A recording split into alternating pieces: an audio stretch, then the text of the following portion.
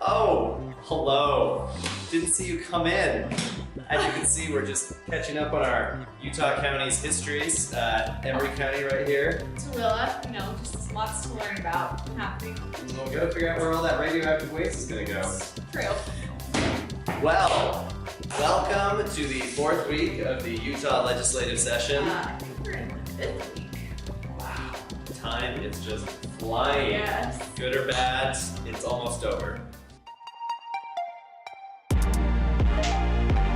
right, well, we'll start off with Representative Angela Romero's coal roller bill, which we are excited to say we just got the Senate floor vote through, and it's going to be passed into law, which is 2 years of working on that bill. And Representative Francis Gibson unveiled a bill that, well, it's gotten mixed reviews at this point. We were a little concerned in the beginning, but looking at it, there's we're not quite sure. Yeah, I think everybody's trying to grasp their heads around what this actually does. First, bad, it would prevent cities from suing the port if they have any kind of legal issues or jurisdictional issues. That's very bad because it would really remove a lot of Salt Lake City's ability to kind of control what happens in the port. And then there's a few issues with taxes that, again, the city's kind of worried that they are not going to get their fair share of tax revenues generated by the port. So we're certainly looking at those issues and trying to get those removed from the bill. On the positive side, though, there is language in there that would make it the port easier to acquire renewable energy through the grid, so that's a good thing.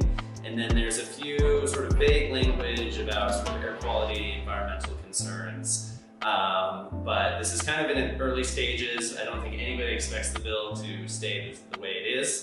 So certainly we're going to be working on that next week and monitoring it and looking to take a position fairly soon.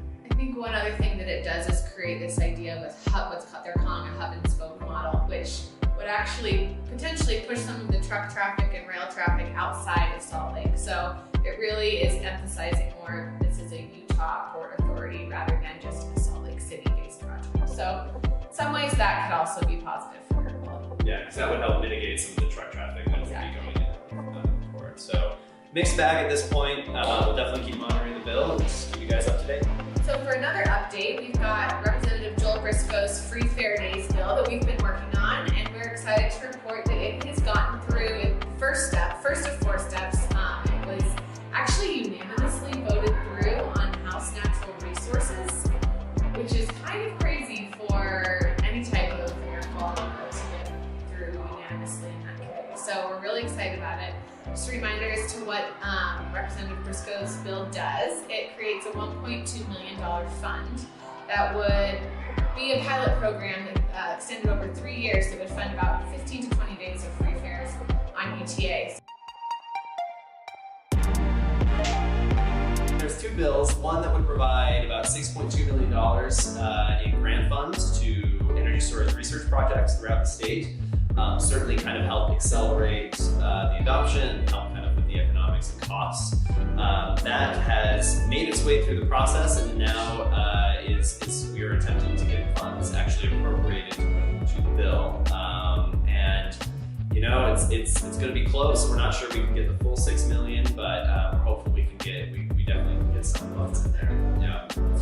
Second, sales tax exemption for energy storage technologies. This would just essentially make your Tesla Powerwall or your home battery system exempt from sales tax when you purchase it.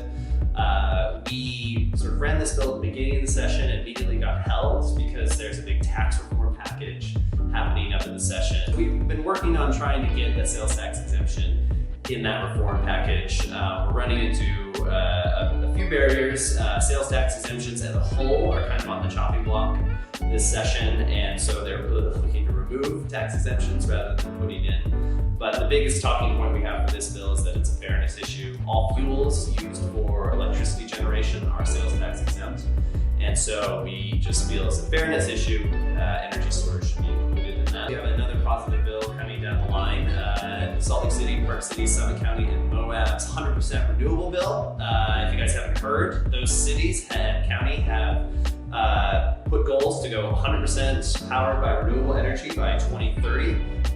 which is an awesome deal. It's going to bring a whole bunch of new renewable generation online into the state.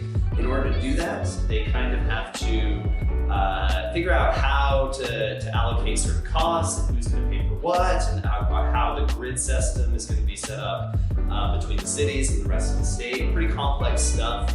So the bill is HB 411, Community Renewable Energy Act, and it's being run by Representative Steve Handy.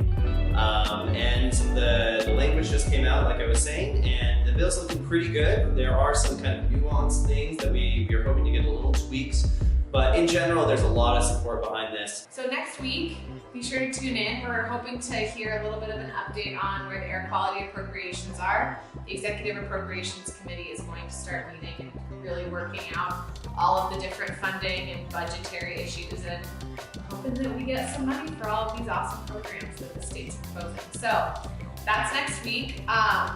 You can weigh in. This is where we do need your voice. Like we've said, appropriations are harder for the public to weigh in on, but we do have an action alert going to both the Senate and the House. So go to healutah.org/action alert, and you'll have the ability to send a message to your representative and senator about these appropriations and how important you think they are. So thanks for tuning in. We'll see you next week, and have a great weekend. The Interstate Freeway comes to the county. In November 1956, a designated federal interstate highway system was approved, with 643 miles to be built in Utah. Wow. Let's look at this. The county had been without banking facilities since the Great Depression, led to the closure of the Commonwealth Bank in Green River and the merger of the Emory County Bank into the Carlin Bank. Oh. Wow.